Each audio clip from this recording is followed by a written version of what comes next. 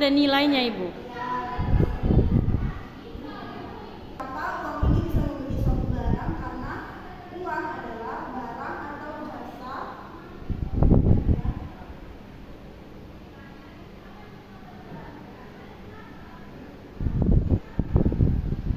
karena uang adalah benda yang digunakan untuk mengukur suatu nilai dan melakukan pembayaran atas barang dan jasa.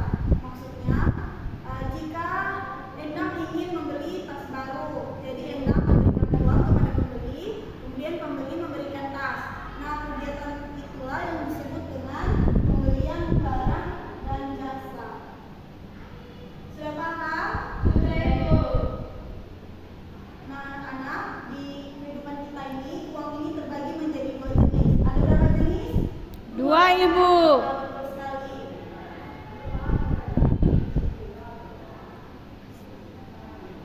Nah, jenis uangnya itu ada dua, yaitu yang pertama uang kartal. Uang kartal itu adalah uang yang dikeluarkan oleh bank atau pemerintah atau sirkulasi. Contohnya itu uang kertas dan uang logam. Jadi yang ada di tangan ibu ini contoh jenis uang apa? Uang kertas dan uang logam. Ya, betul sekali. Karena uang kartal terdiri dari uang kertas dan uang logam. Siapa yang di rumah punya uang kertas? Saya. Yang punya uang logam? Saya. Semuanya punya ya. Kemudian jenis uang yang kedua adalah uang kertas. Uang kertas adalah uang yang dikeluarkan oleh Bank Indonesia sebagai alat tukar menukar yang sah. Untuk uang kertas itu nominalnya dimulai dari 5 juta, 1 juta, 50 juta, 5 juta, dan 100 juta. Nah, nominal itu adalah contoh dari uang kertas. Siapa yang di rumah bapaknya ada uang 1 juta? Saya, Ibu. Banyak. 5 juta? Saya, Ibu. Sini kita akan belajar juga tentang fungsi asli uang. Fungsi uang dalam kehidupan sehari-hari. Yang pertama itu sebagai alat tukar menukar. Kemudian ada alat satuan hitung, yaitu untuk digunakan sebagai besaran nilai atau harga dari barang dan jasa yang dijual atau dibeli.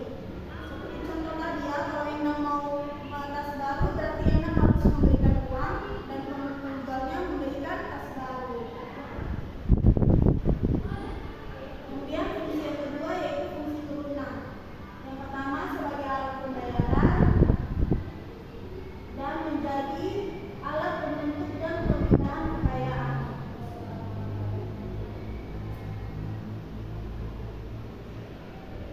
Kemudian kita akan belajar juga cara menghemat uang. Yang pertama kita harus buat rencana pengeluaran. Misalkan kalau kita ke pasar kita harus tahu berapa uang yang mau kita keluarkan. Kemudian yang kedua lakukan belanja bulanan. Biasanya mama kita melakukan belanja bulanan. Itu fungsinya untuk menghemat uang. Yang ketiga, hindari membeli barang hanya karena mengikuti orang lain. Contohnya, Endang sudah ada pena tapi masih mau pena lagi karena penanya itu bagus. Nah, itu tidak boleh ya. Beli hanya untuk mengikut-ikut orang lain saja. Ya, Ibu. Kemudian yang terakhir, usahakan mendapat harga yang murah. Jadi kalau membeli sesuatu, kita harus membeli yang murah ketimbang yang mahal supaya kita bisa menghemat uang. Ya, anak-anak, sudah mengerti penjelasan dari Ibu? Sudah, Bu. Dari penjelasan tersebut, Ibu mau memberikan tugas yang akan dikerjakan oleh beberapa kelompok. Di sini Ibu akan membagi kelompok menjadi 2 kelompok besar untuk mengerjakan tugas. Kelompok 1, kelompok 2. Dikerjakan pada halaman pertama ya. Oke, sudah selesai mengerjakan? Sudah, Bu. Oke, kelompok 1 dan kelompok 2 maju untuk presentasi.